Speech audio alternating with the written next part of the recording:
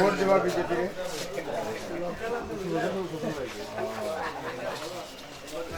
আন্দোলন ফ্ল্যাগের অসম্মান করা আন্দোলন।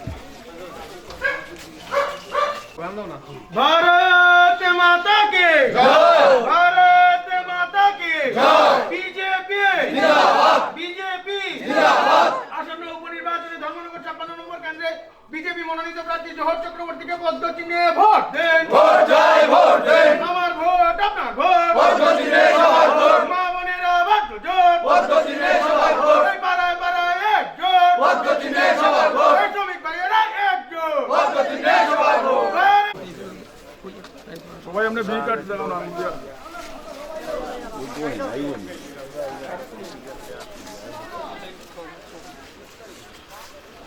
ভারত মাতা কি।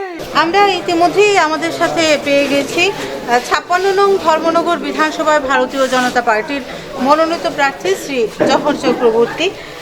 স্যার, প্রথমেই আপনার কাছে জানবো যে আমাদের বিধানসভার প্রাক্তন অধ্যক্ষ তিনি দীর্ঘদিন ধর্মনগরের মানুষের জন্য কাজ করে গেছেন, তার সেই কাজকে আপনি কিভাবে এগিয়ে নিয়ে যাবেন? আমি প্রথমেই আপনাদের চ্যানেলের মাধ্যমে আমার ধর্মনগরবাসী তথা ত্রিপুরাবাসী সবাইকে শ্রদ্ধা, অভিনন্দন এবং নমস্কার জ্ঞাপন করি। আমাদের প্রথম প্রায়োরিটি বেসিসে কাজ হবে আমাদের ধর্মনগরের প্রাক্তন বিধায়ক তথা প্রাক্তন অধ্যক্ষ মহোদয়, ওনার অর্ধসমাপ্ত যে কাজগুলো উনি রেখে গেছেন, শেষ করে যেতে পারেননি, সেই কাজগুলো পূরণ করেই হবে আমার প্রথম কাজ। তারপরে আমরা ধর্মনগরবাসী সবার পরামর্শক্রমে ধর্মনগরকে কীভাবে আরও উন্নত করা যায় সেই লক্ষ্যে আমরা কাজ করি। আপনার যদি ভবিষ্যতে আপনারা যে ডোর টু ডোর প্রচার করছেন বা বিভিন্নভাবেই আপনারা প্রচারে একদম জোর কদম প্রচার আপনারা চালিয়ে যাচ্ছেন, তো সেই ক্ষেত্রে জনগণের কাছ থেকে কীরকম সাড়া পাচ্ছেন?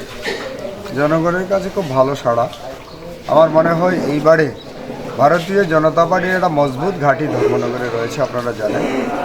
যেটা এক কথায় বলতে গেলে আমরা বলতে পারি ধর্মনগরের মাটি বিজেপির ঘাঁটি, এটা বলা যায়। আপনারা দেখেছেন 2018 সালেও আমরা এই 56 ধর্মনগর বিধানসভা কেন্দ্রে আমরা বিপুল ভোটে জয়ী হয়েছিলাম, 23-এ আমরা জয়ী হয়েছি। এবং এইবার ধর্মনগরের মানুষ, ভারতীয় জনতা পার্টির সমস্ত কার্যকর্তা এবং সাধারণ মানুষ যেভাবে রাস্তায় নেমেছেন ভারতীয় জনতা পার্টির সমর্থনে, আমার মনে হয় বিগত দিনের সমস্ত রেকর্ড, যে রেকর্ড তৈরি করেছিল ধর্মনগরের কার্যকর্তারা, এই রেকর্ড হয়তো আগামী দিন ওনারাই ভাঙবেন। আসলে বিরোধীরা, ওনাদের তো আমরা শুধু ভোটের ময়দানে ওনাদের সঙ্গে আমাদের দেখা হয়, সাধারণ মানুষ দেখতে পান। অন্য সময় ওনারা, আমরা ভারতীয় জনতা পার্টির আমরা কার্যকর্তারা যেভাবে আমরা বুথ স্তর থেকে ওয়ার্ড বলুন, বুথ বলুন, পাড়া, গ্রাম, শহর সব জায়গায় সাধারণ মানুষের সুখে দুঃখে আমরা যেভাবে পাশে থাকি, অসুবিধা হলে অসুবিধা সমাধান করার চেষ্টা করি, সমস্যা সমাধানের। কিন্তু সাধারণ মানুষ তো ওনাদের পান না। ওনারা দেখবেন পঞ্চায়েত নির্বাচন, কংগ্রেস সিপিএম নির্বাচনের জন্য হাজির, পুর পরিষদের নির্বাচন ওনারা প্রার্থী দিয়ে হাজির, বিধানসভা বলুন, লোকসভা বলুন, নির্বাচন আসলে আসলে এই চাতক পাখি বলে না, আমরা চাতক পাখিতে আমরা সবাই চিনি। চাতক পাখি তো বৃষ্টির জলের জন্য তাকিয়ে থাকে কখন বৃষ্টি হবে, সে জল পান করবে।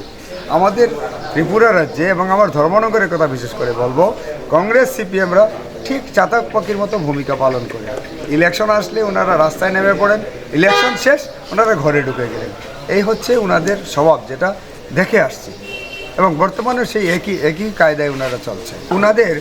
ওনাদের আমরা যে কম্পিটিটর বলবো, হ্যাঁ কম্পিটিটর তো নিশ্চয়ই বিরোধী দল থেকে প্রার্থী দাঁড়িয়েছেন, কিন্তু ওনারা সাধারণ মানুষের সঙ্গে, ভোটারের সঙ্গে ওনাদের সম্পর্ক অনেকটা যেভাবে ভারতীয় জনতা পার্টি যেভাবে নিবিড় সম্পর্ক রয়েছে, আজকের দিনে ওনারা সেই জায়গায় দাঁড়িয়ে নেই বলে আমার বিশ্বাস। এবং সাধারণ মানুষও সেই কথাই বলছেন, সাধারণ মানুষ, ভোটার, গণদেবতারা সেই কথাই বলছেন যে ভোট আসলে ওনারা আমাদের কাছে আসেন, আমাদের খোঁজখবর নেন, ভোট শেষ ওনারা চলে যান, ওনাদের আর দেখতে পান না। রাজ্যে রয়েছে ভারতীয় জনতা পার্টির সরকার, সেই ক্ষেত্রে আপনি জয়যুক্ত হলে সেটা ধর্মনগরবাসীর জন্য কতটা সুফলদায়ক হবে? আমি আপনাদের চ্যানেলের মাধ্যমে গণদেবতাদের কাছে চাইব, ভোট ভিক্ষা চাইব, ওনাদের আশীর্বাদ চাইব। ওনারা যদি আশীর্বাদ করেন তাহলে পবিত্র বিধানসভায় ভারতীয় জনতা পার্টির প্রস্ফুটিত পদ্মফুল যদি পবিত্র বিধানসভায় ওনারা পুনরায় প্রেরণ করেন, তাহলে আমি ওনাদের পাশে থেকে ধর্মনগরকে দ্বিতীয় বৃহত্তম শহর, আপনারাও জানেন ত্রিপুরা রাজ্যের লার্জেস্ট সিটি হচ্ছে ধর্মনগর, সেই ধর্মনগরকে সবার সুপরামর্শক্রমে কীভাবে আরও উন্নত করা যায়, ডেভেলপ করা যায়, সেই লক্ষ্যে কাজ করব। কারণ আমাদের প্রাক্তন অধ্যক্ষ মহোদয়ের একটা স্লোগান ছিল clean, green and love Dharmanagar. তার সঙ্গে আমি যুক্ত করেছি ডেভেলপড ধর্মনগর। ধর্মনগরকে আমরা ডেভেলপ করতে চাই, সবাই মিলে, কাউকে বাদ দিয়ে রয়েছে, সবাইকে নিয়ে।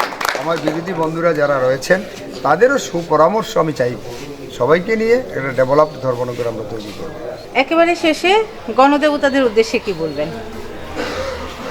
ধর্মনগরের মানুষ শান্তিপ্রিয়, ধর্মনগরকে আমরা শান্তির শহর বলেই সবাই জানে, সেই শান্তি বজায় রাখা এবং ডেভেলপড ধর্মনগর তৈরি করা, এই বার্তা থাকবে গণদেবতাদের।